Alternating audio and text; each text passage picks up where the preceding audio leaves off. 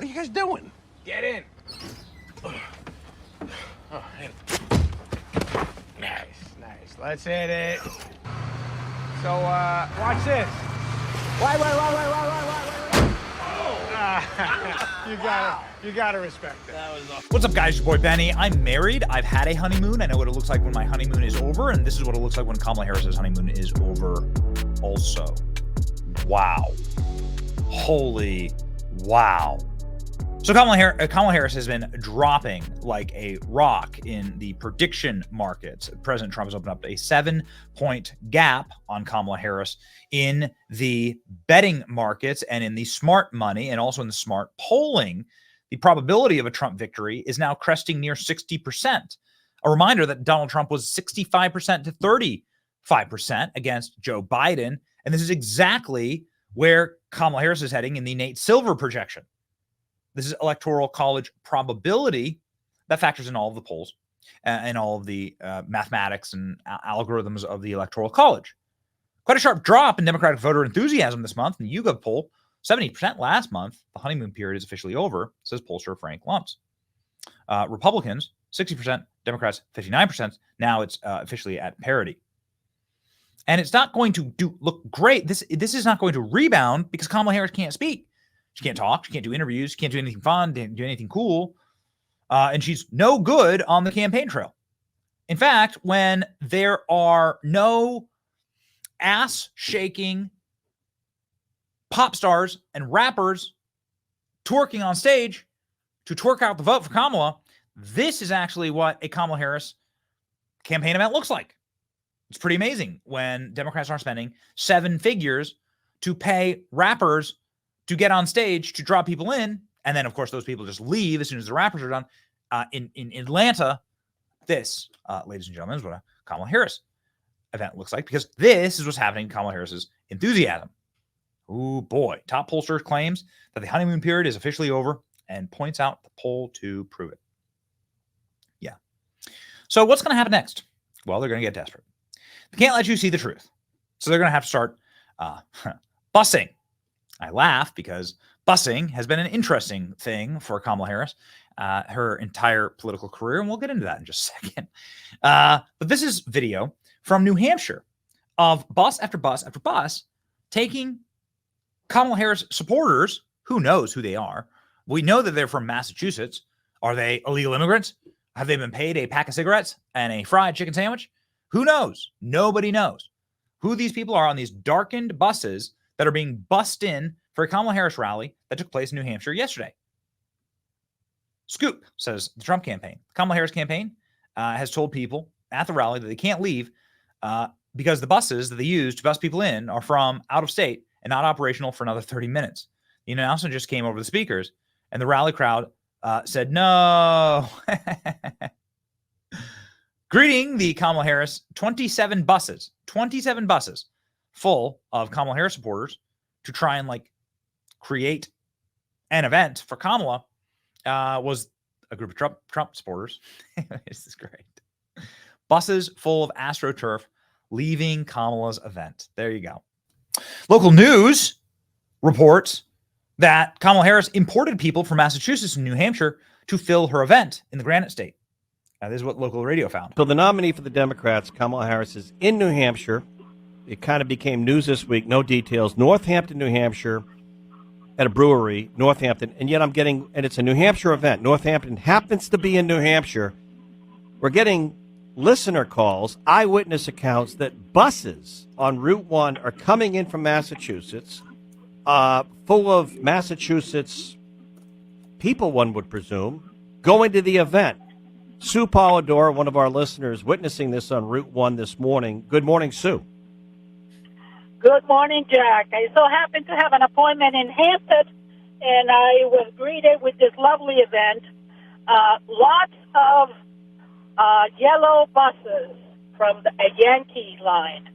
I must have counted at least half a dozen of them. And as I approached the area where the brewery is, the Department of Transportation created a parameter using just about every single truck they have in the area. So you can't approach anywhere close to where even the Kamala Harris event is. These events are invite only. They're not open to the public. You must have valid photo ID to get in, but not to vote in our elections. Got it? You see how this operation works? Yellow Yankee buses. Well, wow. Where have I seen that before? 27 of them, you say? Could it be these gigantic yellow Yankee buses? Goodness gracious. This would be shocking, or maybe like less believable, if we hadn't seen this happen again and again and again at Kamala rallies. We heard of this first when Kamala was doing sort of like a barnstorm through America, and she had events in Phoenix and in Las Vegas. And we heard from people working those events that Kamala Harris had buses coming from LA in order to fill up these like larger arenas in those places that are sort of tertiary to Los Angeles.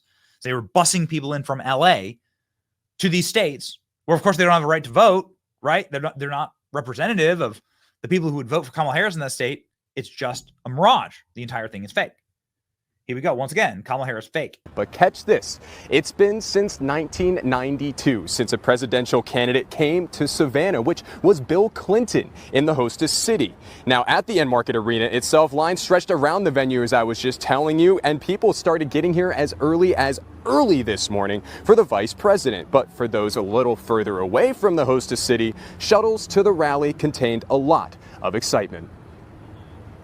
I was in Atlanta and I heard that the vice president was going to be in Savannah, so I decided to just kind of beeline over here and check it out. It is Beeline over there and check it out. Oh, okay. Well, sadly for you, sir, we have something called Google Maps that actually will show us how far away Savannah is from Atlanta. I was in Atlanta and I just decided to beeline it over here. Really? Did you take it on a bus? Did you beeline on the bus, dude? Look at this. This is how far away Savannah is from Atlanta. So you took a 4-hour and 30-minute bus ride to get to Savannah? Got it. Okay. Kamala busing supporters from Atlanta to her rally in Savannah. People had to sit for 4 hours on a bus. Did they get paid? What did you get in return? Really interesting. I look forward to James O'Keefe's research on these buses.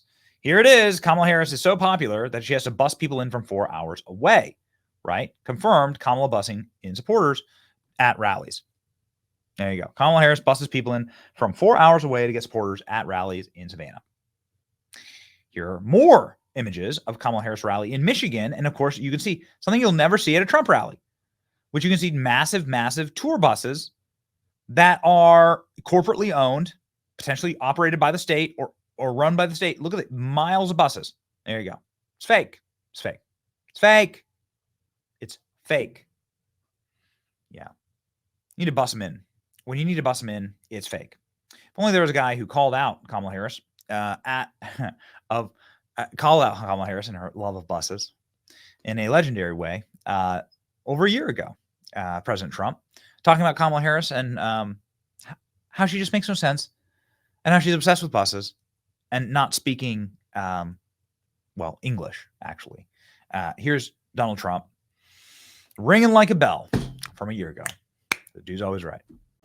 So back to Biden, I'm interested. So you think he's failing? He obviously is failing. I think it's clear to everybody. But that would make Kamala Harris the candidate? Well, not really. I mean, I guess they'd have maybe a free-for-all. A lot of people say she has to remain for certain reasons the candidate. She has to. I don't think that's true, actually. I don't think that other people would stand for it. She has some bad moments. Her moments are almost as bad as his. I think his are worse, actually. Yeah. But she seems pretty senile, too. She speaks in rhyme. It's weird. It's weird. But she has bad moments. And in rhyme? What do you... Well, the way she talks, the bus will go here and then the bus will go there because that's what buses do. And it's weird. The whole thing is weird. This is not a president of the United States future. And I think they probably have some kind of a primary and other people will get involved. Newsom, right? Could be. I mean, I always got along well with him, believe it or not. But could be him, could be somebody else. He's got a big load on his shoulders because you look at California, what's happened. But I don't know if the American people really, the people that vote for him, I don't even know if they care. You look at so many of the things that are going on, and people don't seem to be. In the old days, if you had a bad record, it meant a lot. Today, if you have a bad record, it doesn't really mean anything. You know, he looks good. He's a nice-looking guy, speaks well. But Biden, every time you watch him talking, it's like he's walking on eggs. You're waiting for him to collapse. And he almost always does. And I got to know the leaders of all of the countries, essentially, but the big ones. And the bigger, the tougher the leader.